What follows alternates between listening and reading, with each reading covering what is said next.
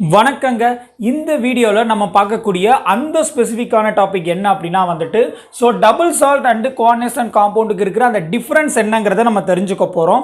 சரி வாங்க பார்ப்போம். ஃபஸ்ட்டு வந்து ஒரு ஃபெர்ரஸ் சல்ஃபேட், அதாவது FeSO4 ப்ளஸ் ஒரு அம்மோனியம் சல்ஃபேட் ரெண்டும் சேர்ந்து உங்களுக்கு ஃபெர்ரஸ் அம்மோனியம் சல்ஃபேட் கிடைக்குது. So FeSO4 NH4 twice SO4 and 6H2O இப்படிங்கிற ஒரு டபுள் சால்ட் கிடைக்குது. ஓகேவா? ஸோ இது ஒரு டபுள் சால்ட். இதே இது நீங்கள் கோஆர்டினேஷன் காம்பவுண்ட் எடுத்துக்கிட்டிங்கன்னா ஒரு ஃபெர்ரிக் குளோரைடு FeCl3 ப்ளஸ் ஒரு பொட்டாசியம் தயோசயனைட் சேர்ந்து உங்களுக்கு K3Fe SCN6 அப்படிங்கிற ஒரு கோஆர்டினேஷன் காம்பவுண்ட் கிடைக்குது. ரைட். இப்போது இதுக்கு பேர் பார்த்தீங்கன்னா வந்துட்டு ஃபெர்ரஸ் அம்மோனியம் சல்ஃபேட் அண்ட் இதுக்கு பேர் பார்த்தீங்கன்னா வந்துட்டு பொட்டாசியம் ஃபெர்ரி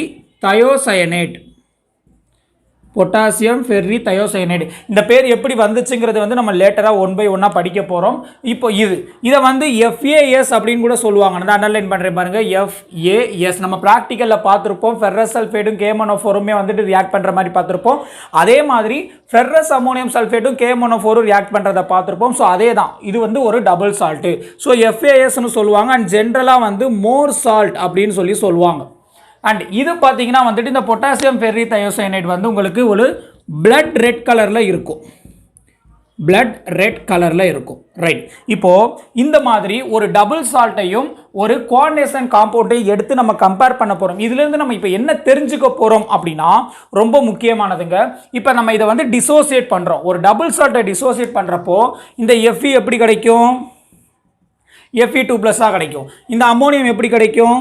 NH4+ கிடைக்கும். இந்த சல்ஃபேட் எப்படி கிடைக்கும்? SO4 2- கிடைக்கும். ஸோ இந்த மாதிரி இது லூஸ் தேர் ஐடென்டிட்டி. இந்த மாலிகுல் அதோட ஐடென்டிட்டியை லூஸ் பண்ணிட்டு இது dissociate into a simple ions. அப்போது இண்டிவிஜுவலாக சிம்பிள் அயான்ஸாக இது மாறிடுச்சு. இப்போ அதே மாதிரி நம்ம இங்கே என்ன எக்ஸ்பெக்ட் பண்ணுவோம் அப்படின்னா K இருக்குது, அப்போது K+. அதே மாதிரி Fe இருக்குது, Fe3+, SCN இருக்குது, ஸோ SCN-. இந்த மாதிரி இண்டிவிஜுவல் அயான்ஸாக நம்ம எக்ஸ்பெக்ட் பண்ணுவோம். பட் இங்கே does not lose their identity. இது அதோட ஐடென்டிட்டியை வந்து லூஸ் பண்ணாது. And does not dissociate into a simple ions. So இது வந்து அதோட சிம்பிள் அயான்ஸாக மாறாது. அப்போது நீங்கள் இதை டிசோசியேட் பண்ணிங்கன்னா K+, Fe3+, SCN- உங்களால் எடுக்க முடியாது.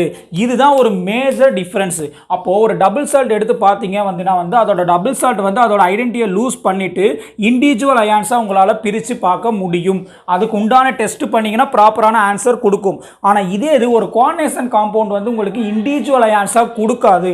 இது ஒரு முக்கியமானது. அப்போ இது எப்படி பிரியும் அப்படின்னு சொல்லி பார்த்தீங்கன்னா இது வந்து 3K+ FeSN6 3- இப்படி தான் டிசோசியேட் ஆகும். இது எப்படிங்கிறத நம்ம லேட்டர் 1 by 1 பார்ப்போம். ஸோ இதுதான் ஒரு டபுள் சால்ட்டுக்கும் கோஆர்டினேஷன் காம்பவுண்டுக்கும் இருக்கிற டிஃப்ரென்ஸு. இந்த கோஆர்டினேஷன் காம்பவுண்டை பற்றி தான் நம்ம இனிமேல் ரெகுலராக வந்துட்டு இந்த யூனிட்டை பற்றி டீட்டெயிலாக பார்க்க போகிறோம். நன்றிங்க.